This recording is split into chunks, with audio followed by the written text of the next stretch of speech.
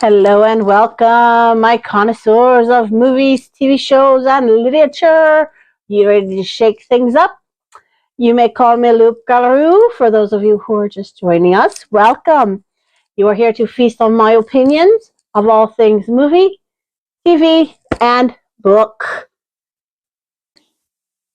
Now, before we get started on today's episode, way back near the beginning of me starting this channel, I said in episode 26, The Thrill of Audio, that my favorite listen to for Lord of the Rings was presented like a radio drama. Well, I found it. Here it is. All the cassettes. And like I said, because they're so fragile, I can't listen to them. Which is really sad because, like I said, it was an awesome drama. It was like throwback to War of the Worlds. Awesome. But we're not discussing Lord of the Rings in this one. And you're not a father. Because in this episode, I'm covering the horrific actions of fathers in particular. Because there are a lot of movies that portray parental figures in a bad light. Be it via plot convenience or just plain ignorance. I'm looking at The Simpsons and Family Guy and satire shows like that where the parents are complete idiots. But these are the horrible fathers that I have watched or read about in my vast viewing history. I'm starting with the least horrible and moving on to my opinion, the worst. Now, the first father is Cinderella's, from Cinderella. Why is he a bad father? He got his daughter a stepmother who had 2 daughters. Precisely. His wife died. He had a young daughter, and he immediately thought, oh my gosh, she needs a mother because I can't raise a little girl. And he didn't properly vet the stepmother. He just immediately, it feels like he just immediately married the first woman with children. Specifically girls the same age as his own daughter, to take over the raising of his daughter. Correct. We don't know specifically if that's what he did or not. But he didn't watch how the sisters treated her or the stepmother treated her when he wasn't present. And then sadly he dies and his daughter is left in this horribly abusive situation. All because he felt like he was not enough to care for his daughter on his own. I know, that's sad. The next father is King Stefan from Sleeping Beauty. And I can hear you guys asking, why is King Stefan a bad father? And no, I am not taking any of this from Maleficent. I am taking this from the original story. Daddy Dearest offended the most powerful Fae in the kingdom. Because instead of using 4 lesser plates, he used 3 greater plates and didn't invite the 4th.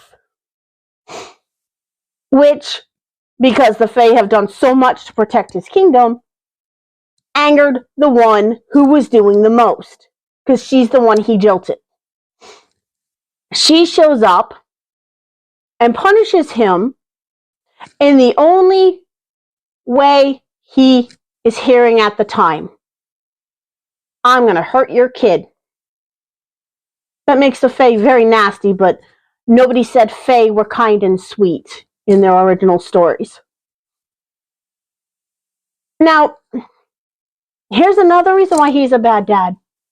Instead of keeping all the spinning wheels in the kingdom intact and letting her grow up and watch people using them and learning what parts are which and what parts not to touch, he decimated his kingdom's spinning economy.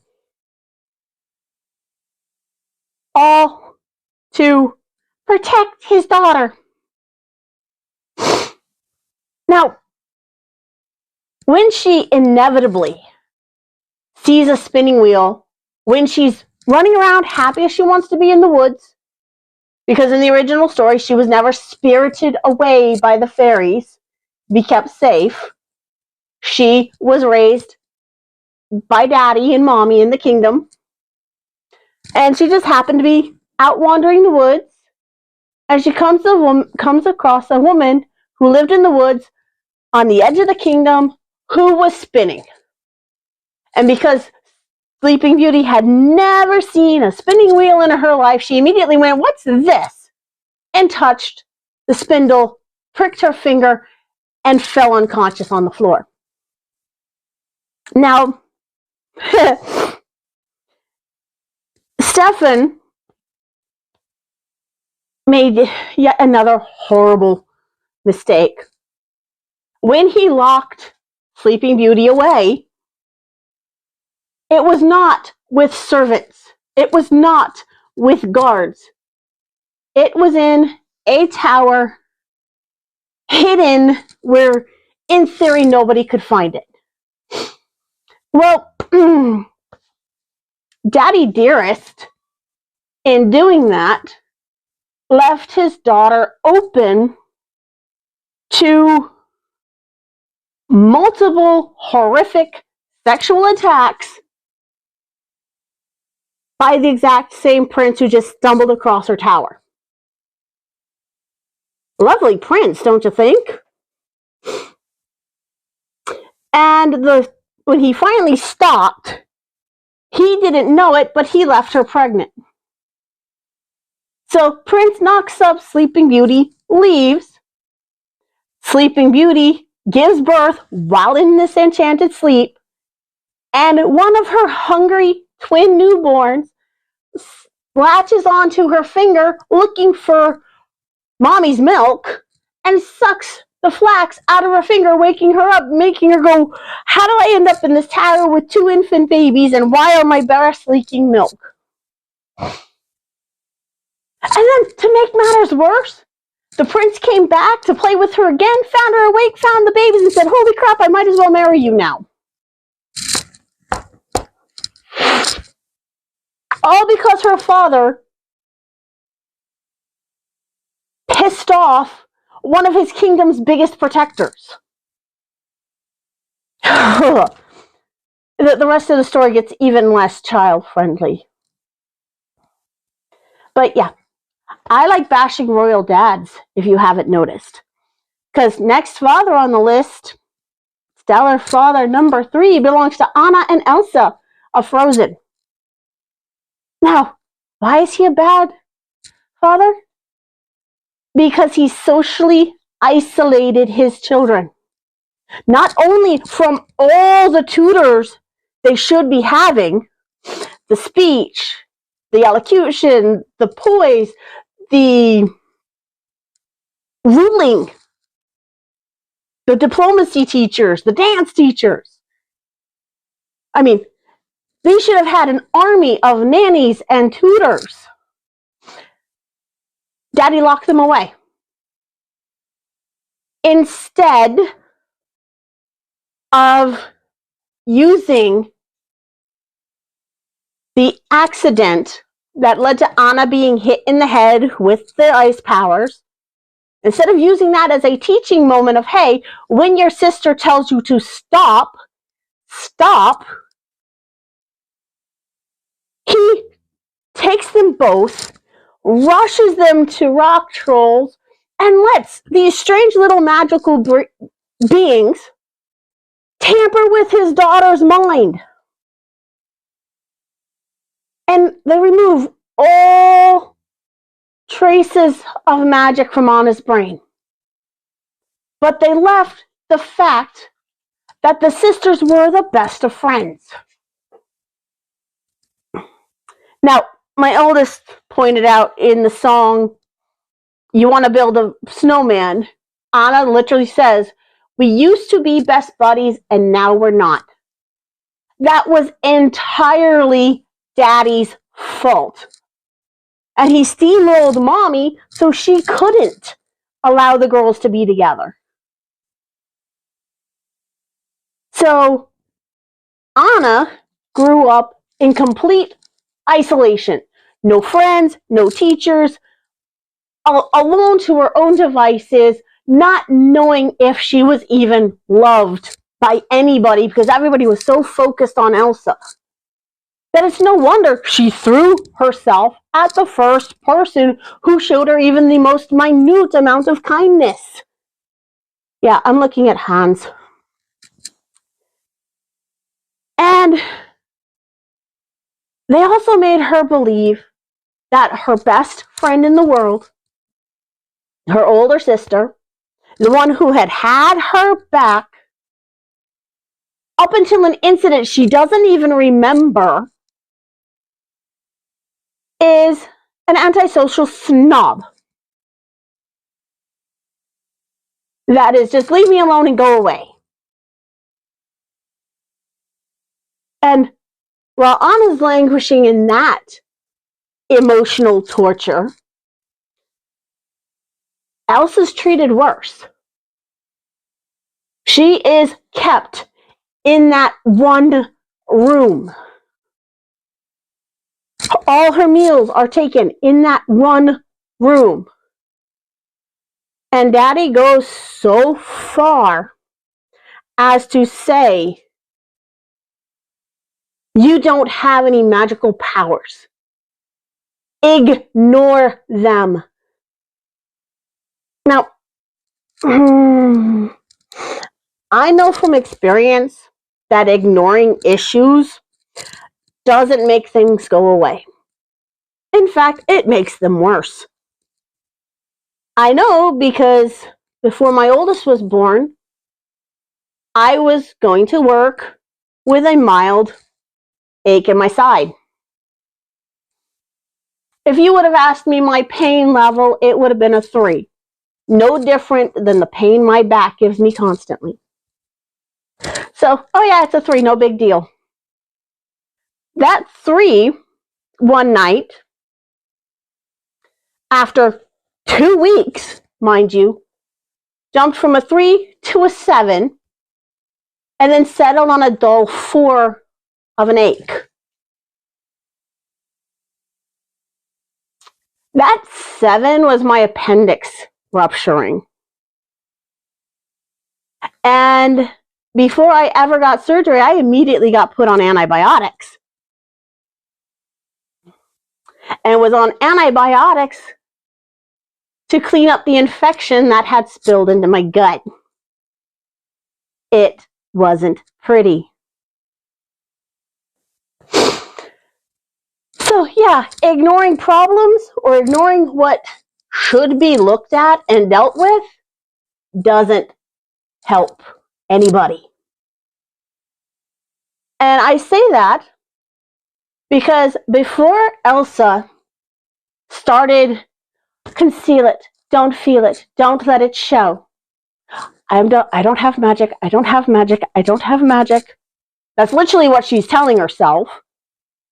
She had immense amounts of control, immense amounts of confidence. She wasn't scared. But again, because of how her father treated her after an accident that was entirely Anna's fault for not listening to Elsa when she said, Anna, wait, stop. Elsa became a cowering, afraid of her own shadow, terrified of hurting her sister again, husk of a human being.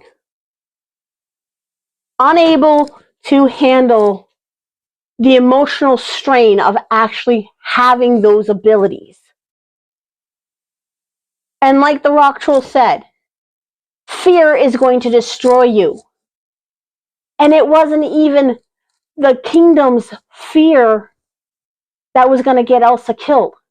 It was her own fear of herself that almost led to her destruction. Because her biggest fear, thanks to not talking over what happened, and then having been socially isolated and told, don't feel it, was hurting Anna again. Because she never even got a chance to say, I am so sorry, Anna, I didn't mean to hit you in the head with my powers, but you should have stopped.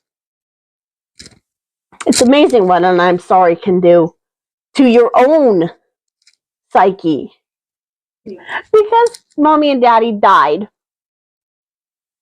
searching literally meaninglessly for why did Elsa have these abilities,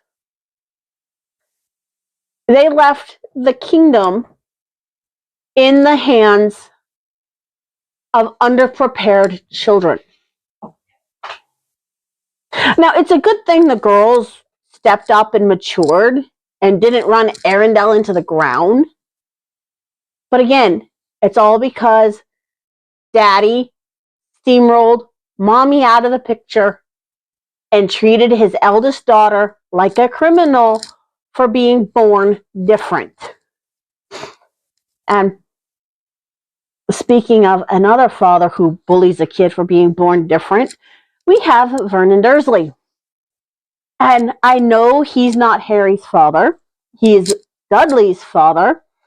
And because Vernon actively bullies and literally enslaves his nephew, purely because he didn't like the boy's parents, didn't like the boy's father, and James is another,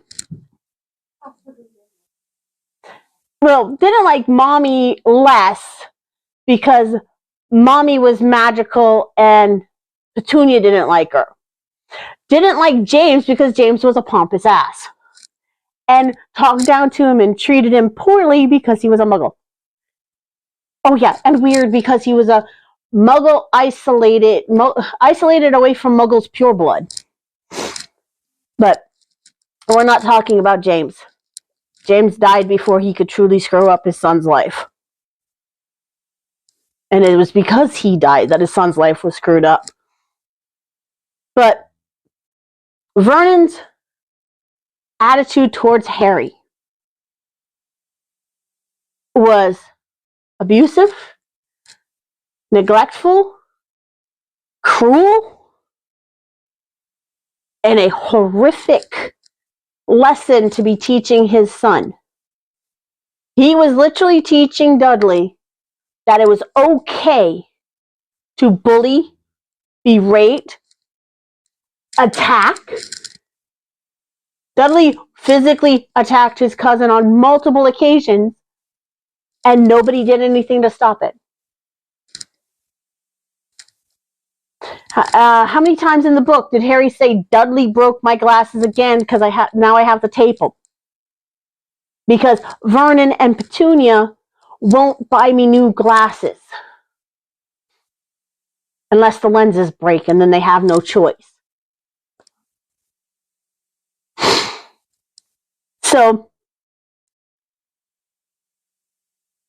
that's what he was doing to Harry. The abuse, the neglect, the treating him like a slave.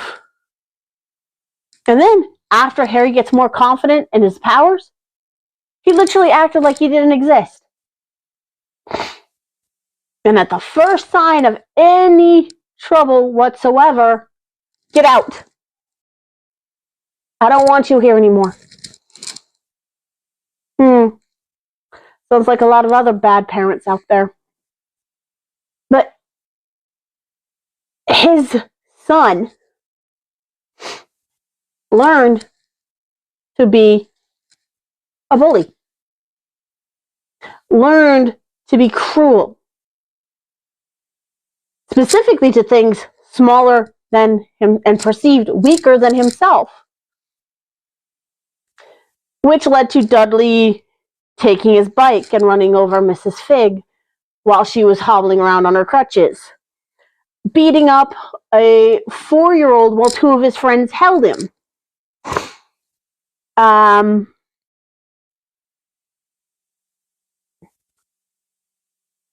Beating up Harry.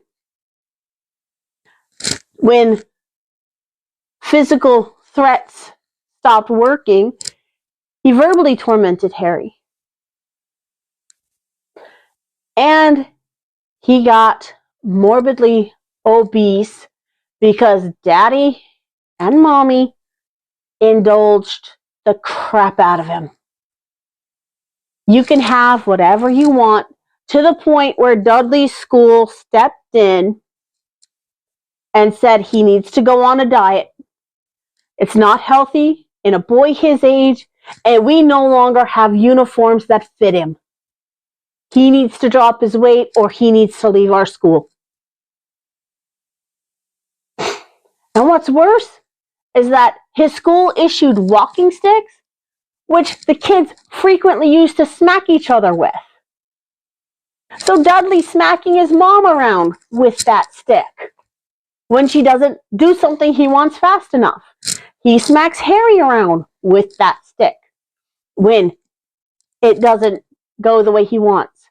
He smacks Vernon around with that stick. I don't know about you, but I don't want a kid like that in my house. I don't want a child raised to be that self-entitled. That's spoiled. And it was all Vernon and Petunia's fault, because they wanted Dudley to feel special over his cousin, instead of treating the boys equally, as if neither of them were different than the other.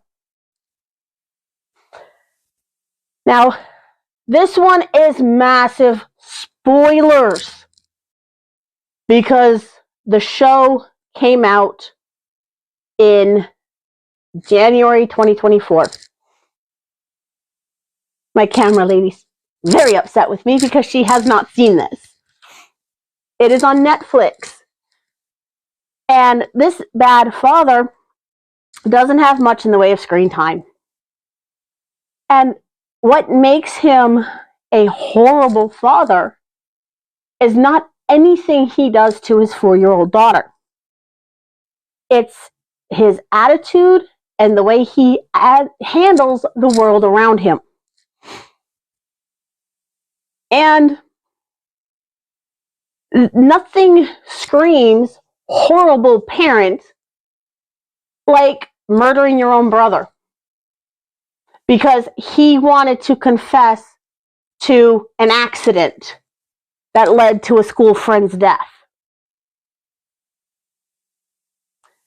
And nothing screams bad parent like murdering your sister-in-law when she finds out that you murdered said brother.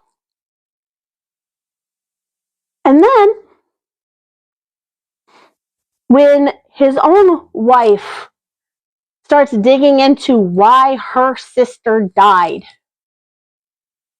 had she not been smart enough to do something, he would have shot her to keep his secret safe, leaving his 4-year-old daughter in his care, where she would have learned to either be as self-indulgent, spoiled, and entitled as he and his dead brother and baby brother were, been driven insane like her aunt, or worse yet, be like Mommy, find out about Daddy and end up dead. Because Daddy is all about eliminating anything that poses a threat to himself and his business. And if you're wondering who I'm talking about, his name is Joe Burkett. He is from Fool Me Once, and he's played by Choco Vine Flavor Richard Armitage.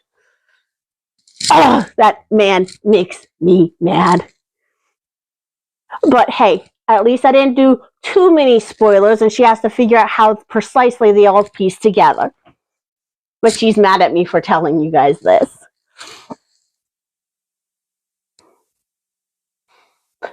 Second runner-up of Worst Father is Tywin Lannister from Game of Thrones.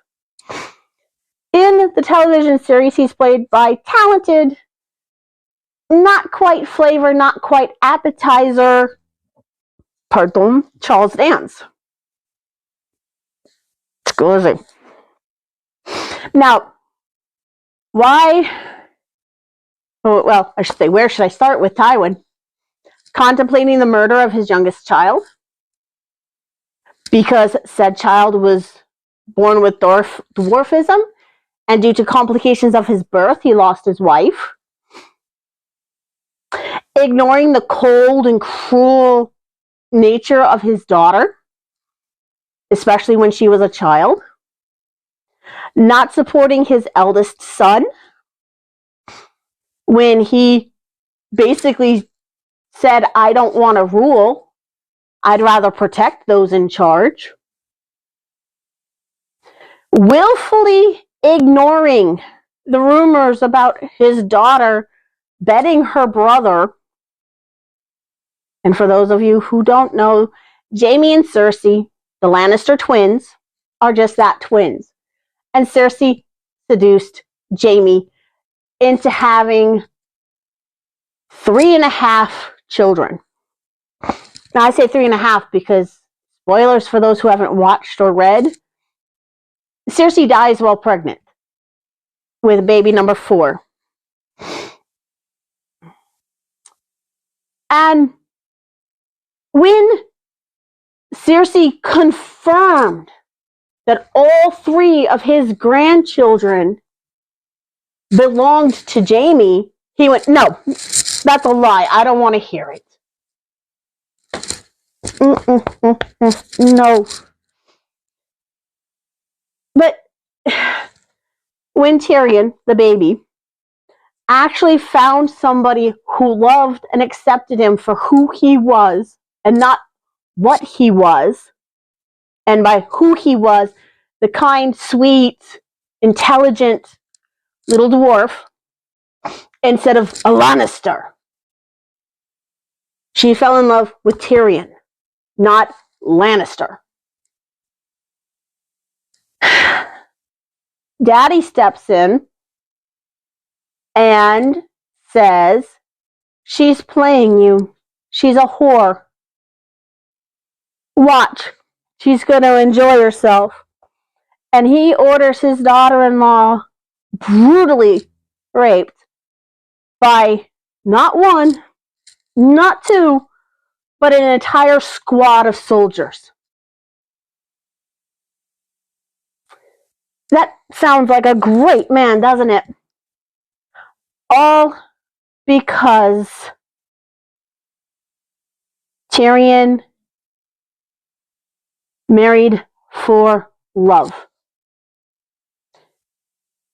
And Tywin didn't want him marrying at all. Tywin didn't want him siring children for fear that dwarves would take over the Lannisters.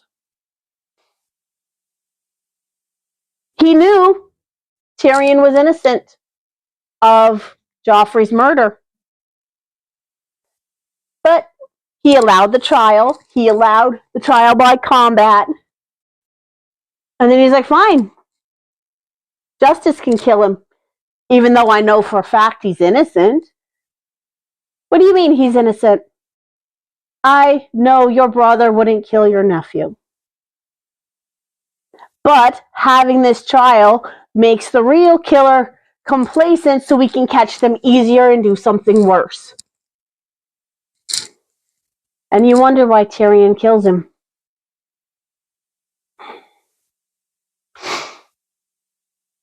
The only reason Tywin didn't murder Tyrion as a baby was for family image.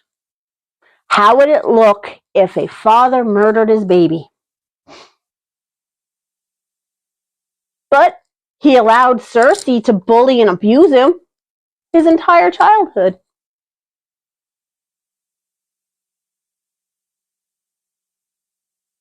Now, first runner-up is a bloke named Dan.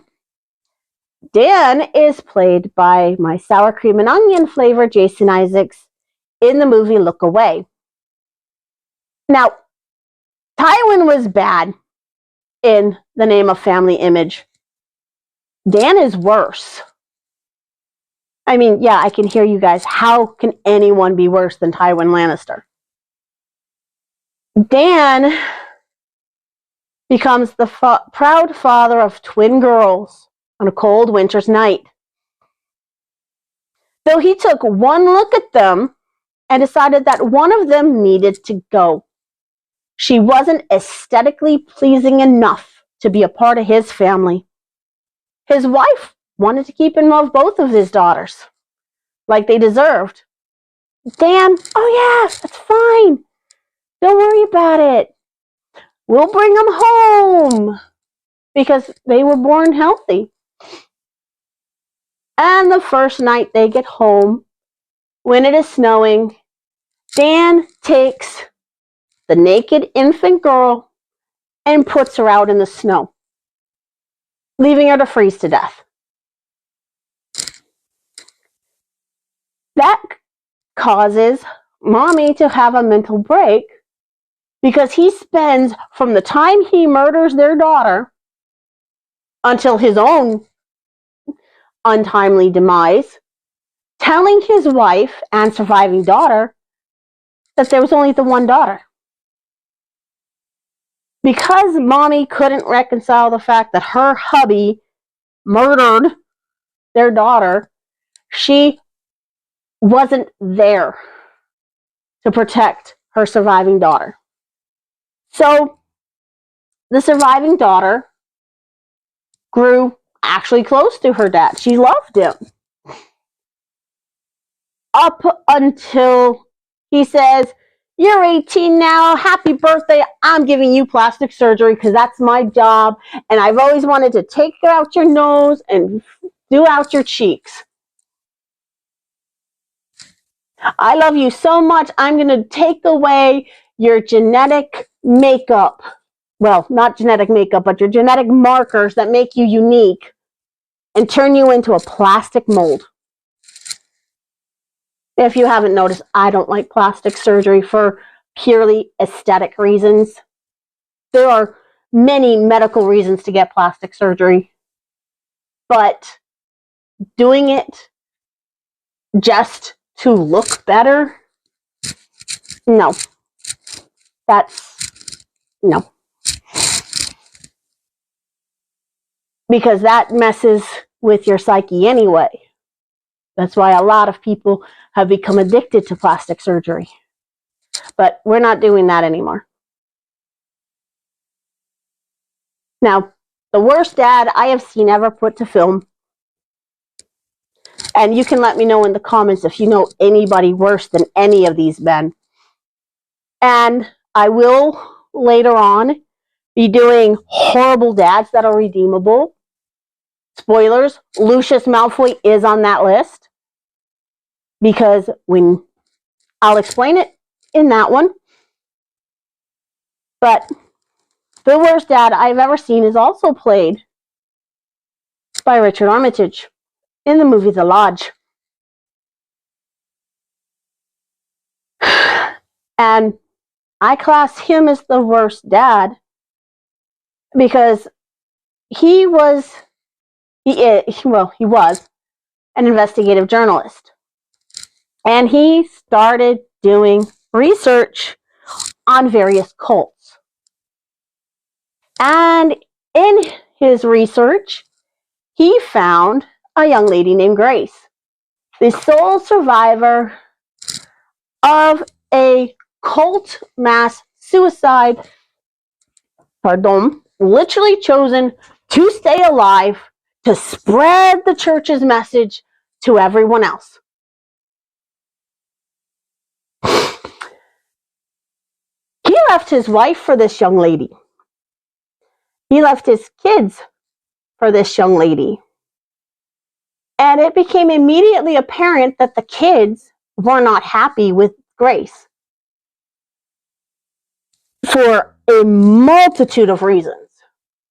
But they were happier with Daddy less for constantly, hey, get to know her.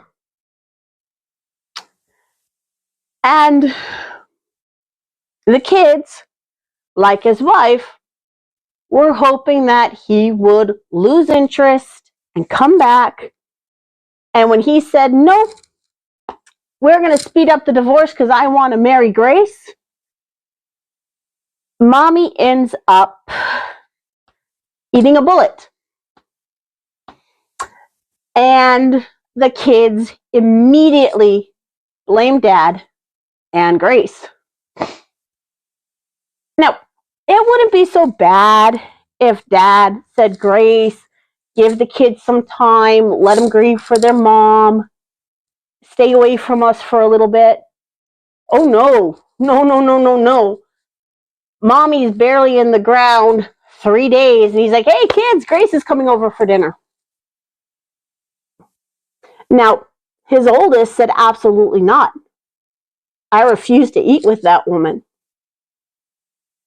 The youngest, like her brother, takes her doll and leaves the room. They literally leave the table until Dad sends Grace away. Then they come back. But at every single opportunity, Grace is going to join us. He's not giving them a chance to mourn. He's not giving them a chance to talk about Mom. He's not explaining his relationship, because these guys are old enough to be told why the parents split, what Dad saw in the other woman, why her, because from what they researched on her, they don't think she should be anywhere near him. The kids don't want her anywhere near their dad because of everything Daddy himself uncovered about this girl. And he straight up said, what do you guys think about going to our lodge, hence the name of the movie, for Christmas? We'll go up before. I'll leave you for a couple of days and come back on Christmas Eve or Christmas Day because I got to work. I'll be gone 3 days, max. The kids were over the moon until he said, Grace will be joining us. It'll be a great chance for you to get to know her. And while the four of them are at the lodge, he ignores the bullying that the kids do to Grace. He overlooks the fact that his youngest deliberately ignored Grace's, there's a fishing hole, there's an ice fishing hole over there, you have to get away from it, you have to come back. She deliberately pushed her doll so it fell in the water. Now, she's lighter than Grace. She would have been able to grab the doll and get out, no problem. Grace, no, get back, I'll do it. Ice breaks, Grace goes in the water. Brother grabs sister and doll, pulls her away, leaving Dad alone to fish Grace out of the water. Kids couldn't care less because they don't want her around. And his own gut feeling was maybe I should call into work and tell them I'm staying. Maybe I shouldn't leave you guys alone with Grace. He says that on 3 different occasions. Maybe I should stay home with you. And then he lets Grace, no, we'll be fine. Okay, I'm going to work. Bye. He loses contact with his kids after a couple of days. Like, day before he's supposed to go home. No contact from anybody. He gets home and promptly finds Grace in the most disturbed state anybody could be in. And when he tries to talk her down, she puts a bullet in his head, which leaves the children to be tortured to death, the way the rest of the people in the cult were tortured. Yeah, character's name was Richard Hall. And the very fact that he ignored his gut instinct to stay with his kids in favor of going to work led to his death and the slow, torturous death of his kids, and actually Grace. That is why I think Richard Hall of the Lodge, played by Richard Armitage, is the worst dad I've ever seen put to film. Now, like I said, these are my opinions. Feel free to disagree. If you know any other horrible dads that are irredeemable, probably because they're dead, or were so set in their ways like Vernon that they're not going to change anyway, let me know in the comments. As always, kindness is the key to understanding, so be kind to me, be kind to each other, and I'll see you in the next one. Bye!